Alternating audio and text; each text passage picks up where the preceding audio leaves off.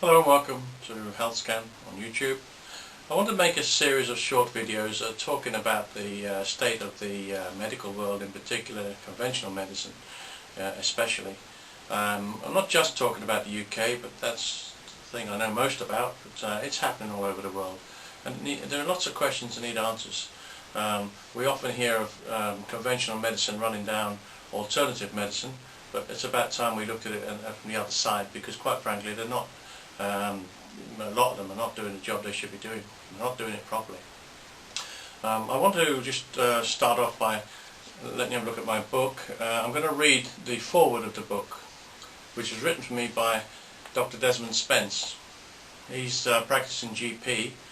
He's tutor of medicine at Glasgow University, and he's founder of the No Free Lunch organisation. No Free Lunch. Yeah? Think about that one.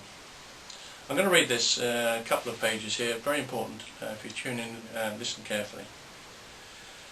Only a few years ago, like most doctors, I was up to my neck in hospitality and freebies. One night, however, I returned from speaking at a meeting, clutching a large cheque from a pharmaceutical company and feeling rather self-important. My Glaswegian-born wife, who does not suffer fools gladly, was disgusted and told me that she preferred the snivelling medical student she met 15 years before in a pub, pulling pints for £1.80 an hour, to the corporate pawn I had become. She pointed out that they were paying for my influence, not my wit or charisma. On reflection, I couldn't deny it, and why hadn't I seen it before? As a student, I took countless freebies and thought the industry was fantastic. As a junior doctor, I went with my colleagues to some of the most exclusive restaurants in Glasgow and got drunk at the drug company's expense. In general practice, they provided my lunch on a daily basis. Interesting, huh? Company representatives sponsored my practice meetings and even paid for and attended our Christmas parties. I also conducted research for which I was paid a great deal of money. All these things influenced which drugs I prescribed to my patients. I felt beholden to the drug representatives and would always prescribe their more expensive medication. In my defence, I can merely say that I was only doing what everybody else did.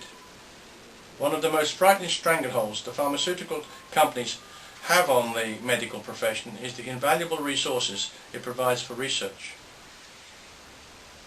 This can involve tens of millions of pounds being paid to hospitals that become dependent on this money. The drug companies own the research and control the interpretation of results. A spin is put on positive findings while negative news is suppressed. This research is published in leading medical journals, which in turn depend on drug companies to survive. Both the British Medical Journal and the Lancet receive huge sums from the drug industry in advertising revenue. When research, inverted commas, is published, top NHS doctors and influential journalists are often flown to five-star hotels for international drug launches. These all expenses paid trips are passed off as educational, inverted commas again.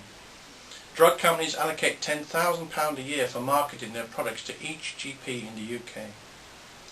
Doctors rely heavily on information supplied by the pharmaceutical industry, but proper research suggests that just 6% of this information is supported by hard evidence.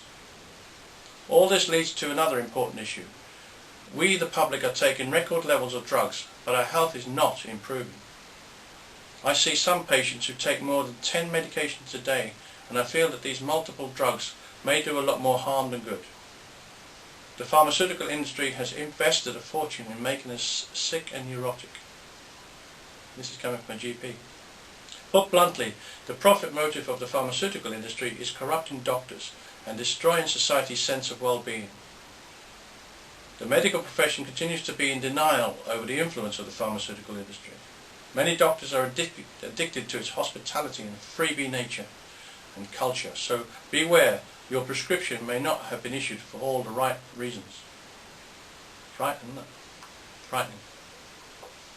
I've got some questions I want to put, and statements and facts and stuff that are going to be quite interesting over the rest of this video and a few others that are linked to it. Okay, here we go. If a prescribed medication does not cure the problem, then why can we not have our money back? This would be the case with any other item we purchased. Certainly in the UK, and I imagine through most of the Western world, if you buy a product and it's no good, it doesn't work, then you're entitled to have your money back. So why doesn't that apply to medication as well?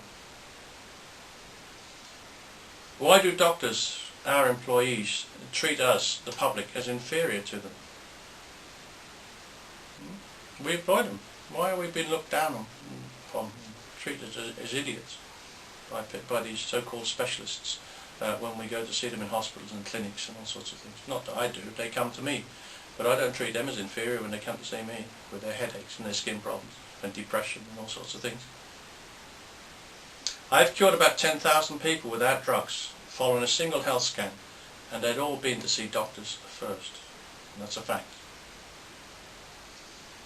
NHS doctors are public employees, and as such they should be ethically, morally and legally bound to inform us, their employer, that they are aware of a drug-free treatment such as that, the health scan. Thousands of doctors are aware of the work of health scan, because I've cured their patients. And we employ them, so why don't they tell everybody else, their other employers? Interesting. Why would a drug company want to cure you? They don't make money from healthy people. Whether they wish to or not, doctors are just salespeople for drug companies. I'm not saying that all doctors are doing it for the wrong reasons. A lot of doctors are out there doing a damn good job, and we're very lucky to have them. In fact, the great majority of them probably.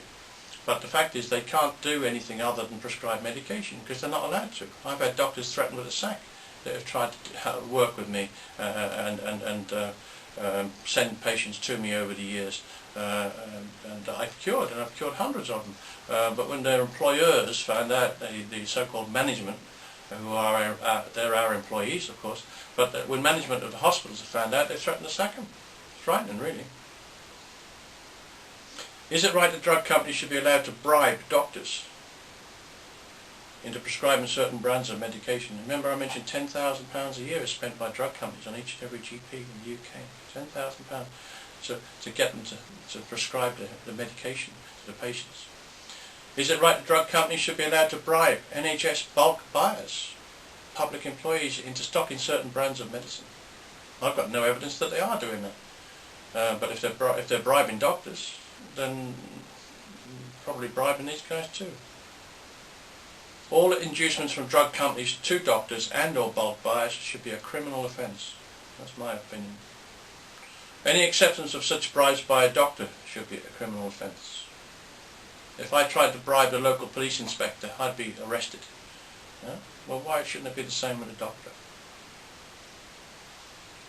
Lord Stevens, the former head of the Metropolitan Police, undertook an inquiry in December 2006 to look at illegal bribes in the world of football. Why do no such inquiries take place in the world of medicine? Interesting, no? How many current health ministers or drug companies, current ex-health ministers or other such public servants have taken up posts with drug companies when they've left the job in Parliament or whatever and gone on to work with these people? Can such arrangements be in the best interest of the public when they are in influential positions?